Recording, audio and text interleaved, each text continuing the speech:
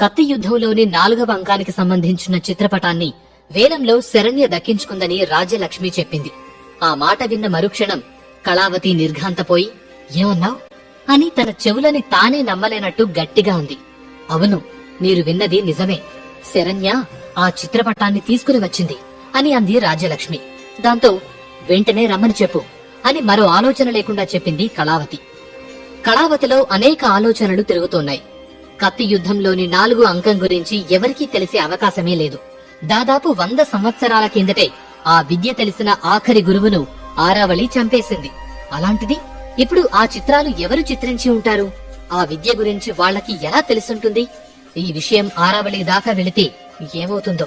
నా రాజ్యంలో ఇలా వేలం జరిగిందని తెలిస్తే ఆరావళి ఏం చేస్తుందో అని ఆలోచించగానే కళావతికి చెమటలు పట్టాయి. ఇక్కడ కళావతి ఒక భయంలో ఉంటే, వేదాంశ్ దగ్గర ఉన్న విక్రమ్ వాయు నియంత్రణ విద్యను పూర్తిగా నేర్చుకున్నాడు. విక్రమ్ పట్టుదల, దీక్ష చూసిన వేదాంశ్, ఈ రోజుకి మీ శిక్ష పూర్తయింది, ఇక మీరు వెళ్ళొచ్చు అని చెప్పాడు. అతనికి చేతులెత్తి నమస్కరించిన విక్రమ్, నేనిక్కడికి వచ్చి చాలాసేపయింది, అమ్మ నా కోసం కంగారు పడుతూ ఉంటుందేమో అని అనుమానంగా అన్నాడు. అలాంటి భయమేమీ పెట్టుకోవద్దు. ఇక్కడి సమయం బయట ప్రపంచంలోని సమయం ఒకేలా ఉండదు.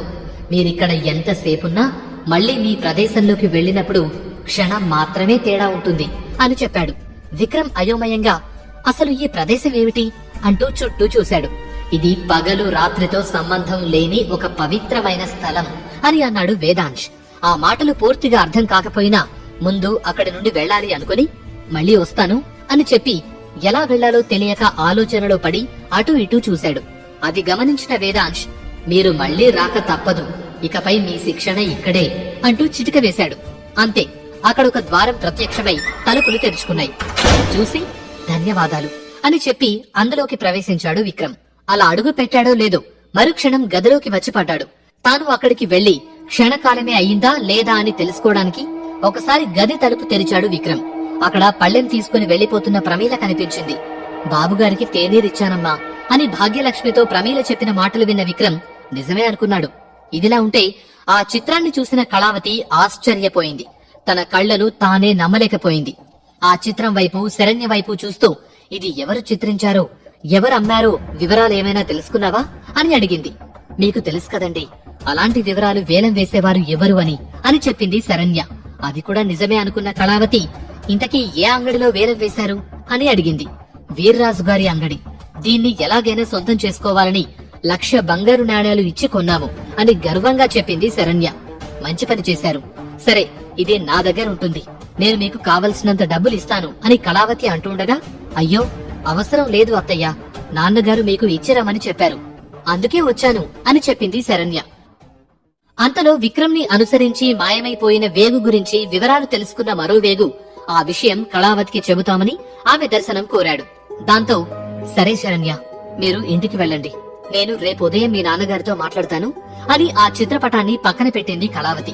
సరే అత్తయ్య అని శరణ్యదేవి వెళ్లిపోయిన తర్వాత ఆ వేగు లోపలికి వచ్చాడు. చెప్పు, ఏమైంది? విక్రమ్ వెనుక వెళ్లిన వేగు జాడ ఏమైనా తెలిసిందా అని ఆత్రుతగా అడిగింది కళావతి. దేవిగారు క్షమించాలి, విక్రమ్ గారు ఇంటి నుండి బయటకు వచ్చిన దగ్గర నుండి వీర్రాజు గారి అంగడి సమీపంలోకి వెళ్లే వరకు మన వేగు విక్రమ్ గారిని అనుసరించాడట. అక్కడే ఆఖరిసారి అతన్ని చూశాడట. తర్వాత మన వేగు ఏమయ్యాడో అక్కడ ఎవరికీ తెలియలేదు అని విషయం క్లుప్తంగా చెప్పాడు. మరి విక్రమ్ ఎటు వెళ్లాడు అని అడిగింది కళావతి. ఏవో సంచులతో ఇంటికి వెళ్లారట అని చెప్పాడు ఆ వేగు. అతని మాటలు వినేసరికి కళావతిలో అనుమానం మొదలైంది. వీర్రాజు అంగడిలో వేలం జరగటం, అమ్మింది ఎవరో తెలియకపోవటం, వేలం తర్వాత వేగు కనపడకుండా పోవటం, సంచులతో విక్రమ్ వెళ్లటం, ఎందుకో ఇవన్నీ ఒకదానికొకటి సంబంధం ఉన్న సంఘటనలాగే అనిపించింది. ఒకవేళ వేగు విషయం పసిగట్టి అతని విక్రమ్ ఏదైనా చేశాడా అని ఆలోచిస్తూ అక్కడే నిలుచున్న వేగు వైపు చూసి, సరే, నువ్వు వెళ్లి విక్రమ్ కదలికల మీద కన్నేసి ఉంచు, జాగ్రత్తగా ఉండు, అతనికి ఎవరైనా సహాయం చేస్తున్నారేమో గమనిస్తూ ఉండు అని చెప్పింది కళావతి. అలాగే దేవి అని నమస్కరించి అక్కడి నుండి వెళ్లిపోయాడు వేగు. ఆ మందిరంలో రాజ్యలక్ష్మి, కళావతి మాత్రమే మిగిలారు. ఇద్దరూ తమ తమ ఆలోచనల్లో మునిగిపోయారు. చిత్రపటం గురించి ఆరావళికి చెప్పాలా వద్దా అర్థం కాక కళావతి ఆలోచిస్తూ ఉంటే, తన స్థావరం దగ్గర వెచ్చదనం కోసం వేసిన మంట ముందు కూర్చుని చుక్కల్లోకి చూస్తూ ఉంది ఆరావళి. ఆమె ఆలోచనల్లో విక్రమ్ పేరు మెదులుతూ ఉంది. ఆ పేరును ఈ 200 సంవత్సరాలలో ఎన్నిసార్లు విన్నదో గత కొన్ని రోజుల్లోనే అన్నిసార్లు వింటోంది. మర్చిపోయిందనుకున్న గతం ఆమె హృదయాన్ని మళ్లీ మళ్లీ తాకుతోంది. విక్రమ్ వీరదళం, ఇది ఇప్పటి తరానికి కొత్త పేరు అయ్యుండొచ్చు. కాని అది గతంలో విక్రమ్ బతికుండగానే పుట్టుకొచ్చింది. అది ఒక ప్రత్యేకమైన దళం. విక్రమ్ తన కోసం తానే ప్రత్యేకంగా తయారు చేసుకున్న దళం. అందులో అతని స్నేహితులకు, రాజుగారి విధేయులకు కలిపి శిక్షణనిచ్చారు. వాళ్లే విక్రమ్ వీరదళం. ఇందులో అన్ని రకాల విద్యలలో నైపుణ్యం ఉన్నవాళ్లు ఉంటారు. వారి శిక్షణ శిబిరానికి వెళ్లటానికి ఆరావళికి కూడా అనుమతి ఉండేది కాదు. భవిష్యత్తులో విక్రమ్ కి ఎవరి దగ్గర నుండి సమస్య రాకూడదనే ఉద్దేశంతో అతి పటిష్టంగా ఆ వీరదళాన్ని తయారు చేశారు. అందులో ఉన్న ఒక్కో సభ్యుడు 1000 మంది సైనికులను ఓడించగల నైపుణ్యం కలిగి ఉంటాడు.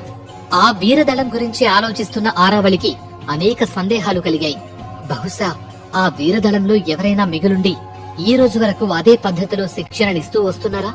ఒకవేళ అదే నిజమైతే మరి ఎన్ని వందల సంవత్సరాలు ఎందుకు బయటికి రాలేదు? ఇప్పుడే ఎందుకు దాడి చేశారు? ఈ రోజు విక్రమ్ ను చంపిన దానికి ప్రతీకారం కోసం ఇన్ని రోజులు ఆగారా అని ఆరావళి ఆలోచిస్తూ ఉండగా దేవి, ఒక విషయం తెలిసింది. ఈ రోజు సాయంత్రం వీర్రాజు అంగడిలో వేలం జరిగింది అంటూ అక్కడి వివరాలు తెలిపాడు సేతుపతి. అది వినేసరికి ఆరావళి ముఖంలో రంగులు మారాయి. అసంభవం, దానికి అవకాశమే లేదు అంటూ ఆవేశంగా పైకి లేచింది. ఆ విషయం చెప్పగానే ఆరావళి అలాగే అరుస్తుందని ఊహించిన సేతుపతి, ఇప్పుడు ఆ చిత్రపటం కళావతి గారి దగ్గరికి చేరిందని తెలిసింది దేవి అని చెప్పాడు. దాంతో అది నేను చూడాలి అని వెంటనే అంది ఆరావళి. ఆజ్ఞదేవి అని సేతుపతి వెళ్లిపోయాడు. ఆరావళికి విచిత్రంగా ఉంది. 4 అంకంలో ఉన్న పద్ధతుల గురించి చిత్రాలా? అసంభవం, దానికి అవకాశమే లేదు. వాటికి సంబంధించిన పుస్తకాలు, చిత్రాలను నాశనం చేయించడమే కాక ఆ విద్య తెలిసిన ప్రతి ఒక్కరిని చంపేశాను కదా అని ఆలోచిస్తోంది ఆరావళి. బయట రాజ్యాలలో ఎక్కడా కూడా ఆ శిక్షణ మీద అంత పట్టున్నవారు లేరు. కేవలం విక్రమ్ రాజ్యమైన మేరు రాజ్యంలో మాత్రమే ఆ విద్యని నేర్పించేవారు. ఆ రాజ్యం వాళ్లు ఆ విద్యలను పక్క రాజ్యాలకు బోధించేవాళ్లు కాదు. దానివల్లే మేరు రాజ్యం చాలా శక్తివంతంగా ఉండేది. అంతేకాదు, విక్రమ్ ను పెళ్లి చేసుకోబోయే యువరాణిగా ఆరావళి కూడా ఆ శిక్షణ నిప్పించమని కోరింది. కాని విక్రమ్ తండ్రి అమోఘ రుద్రుడు అందుకు నిరాకరించాడు. ఆ సమయంలో ఆరావళి మనసు బాధపడటం గమనించిన విక్రమ్ ఎవరికీ తెలియకుండా 4 అంకం వరకు ఆరావళికి శిక్షణనిచ్చాడు. 5వ అంకం నేర్పించమని పట్టుబట్టింది ఆరావళి. కాని పెళ్లైన తర్వాత చూద్దాం అని, ఇంకా 4వ అంకం పూర్తి కాలేదని మాట దాటేశాడు. విక్రమ్ దగ్గర 4వ అంకం నేర్చుకున్న ఆరావళి ఆ విద్యను తమ రాజ్యంలో ఉన్న నమ్మకమైన కొంతమంది వీరులకు దొంగతనంగా నేర్పించి వారిని తన ఆంతరంగిక సైన్యంగా సిద్ధం చేసుకుని పెట్టుకుంది. ఇలా గత జ్ఞాపకాలను నెమరువేసుకుంటున్న ఆరావళి అకస్మాత్తుగా కళ్లు తెరిచి, ఆలోచిస్తుంటే నాకో విషయం అర్థమవుతోంది. ఇప్పుడు నాపై దాడి చేసిన వీరదళం యుద్ధ పద్ధతుల్లో కూడా పాత విద్యల వాసనలు కనిపించాయి. వారిలో కొందరు 4వ అంకానికి సంబంధించిన పద్ధతులు వాడారు. అంటే ఖచ్చితంగా 4వ అంకం గురించిన తెలిసిన వాళ్లు మిగిలే ఉన్నారు. బహుశా వారికి డబ్బులు అవసరమై ఆ చిత్రం గీసి వేలం వేసి ఉంటారు అని ఆలోచిస్తూనే మళ్లీ కళ్లు మూసుకుంది. అదే రోజు రాత్రి భోజనం ముగించుకున్న విక్రమ్ పవిత్ర గ్రంథాన్ని చేతిలోకి తీసుకున్నాడు. ఆ సమయంలో అతనికి ఉంగరాల విషయం గుర్తొచ్చి వాటిని అల్మారాలోంచి తీసి వాటినేం చెయ్యాలని ఆలోచిస్తూ బల్ల మీద పెట్టాడు. అప్పుడే ఒక్కో ఉంగరం మెరవటం మొదలు పెట్టింది.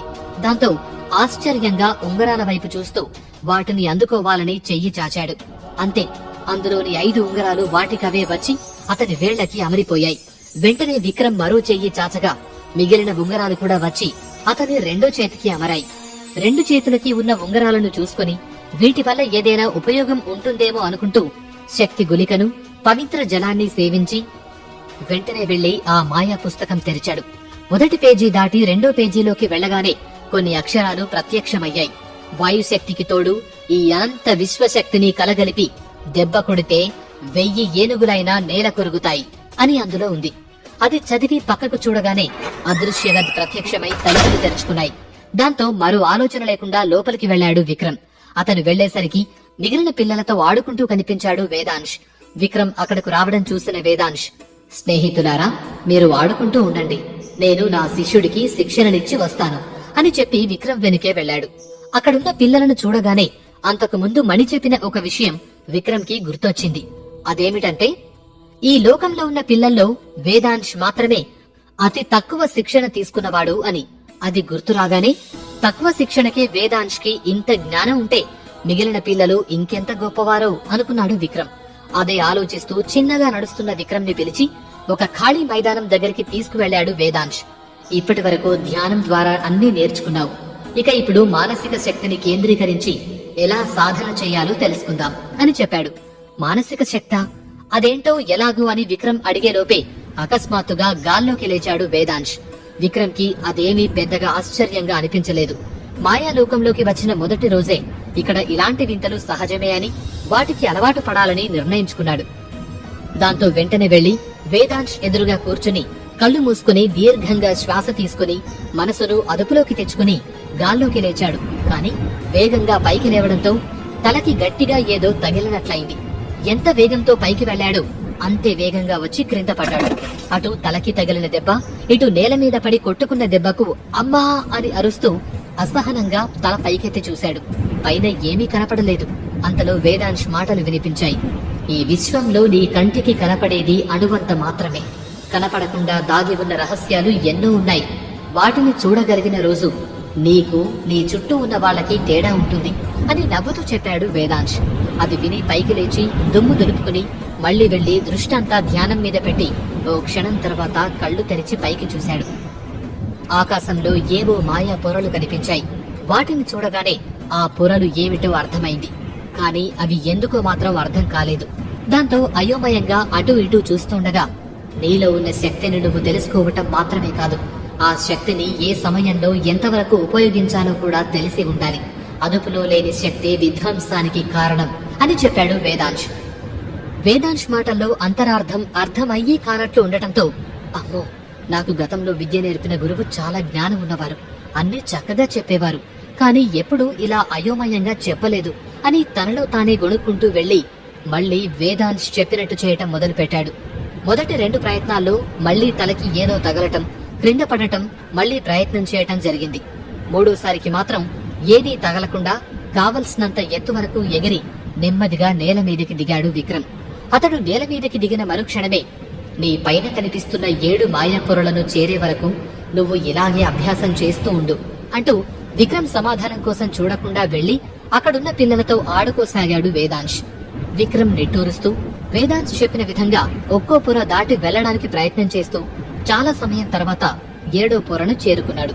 ఆ తర్వాత కిందకి దిగి విశ్రాంతి తీసుకుందామని అనుకుంటూ ఉండగా వేదాంశ్ వచ్చి, సరే, ఈ రోజు నీ శిక్షణ పూర్తయింది, ఇక వెళ్లి విశ్రాంతి తీసుకో, మళ్లీ రేపు రా అని చెప్పి అక్కడి నుండి వెళ్లిపోయాడు. శిక్షణ పూర్తి అయ్యిందన్నందుకు సంతోషపడాలో లేక మళ్లీ ఆ మాయలోకం నుండి ఎలా తిరిగి వెళ్లాలో తెలియక బాధపడాలో అర్థం కాలేదు విక్రమ్ కి. వేదాంశ్ ని అడగాలి అంటే కాస్త అహం అడ్డొచ్చి మౌనంగా ఆలోచిస్తూ ఉండిపోయాడు. వేదాంశ్ వెళుతూ వెళుతూ వెనుదిరిగి విక్రమ్ పరిస్థితి అర్థం చేసుకుని, ఇంకా చిన్నపిల్లాడిలా చూస్తూ ఉంటే ఎలా? నీ చేతికి ఉన్న ఉంగరాలు నీకు కావలసినప్పుడు ఈ లోకానికి తీసుకువస్తాయి, మళ్లీ తీసుకువెళ్తాయి, వాటిని ఉపయోగించటం తెలుసుకో అని అన్నాడు. ఇప్పుడు ఏం జరగనుంది? వాటిని విక్రమ్ ఎలా ఉపయోగిస్తాడు? ఆరావళికి విక్రమ్ గురించి తెలిసిపోతుందా?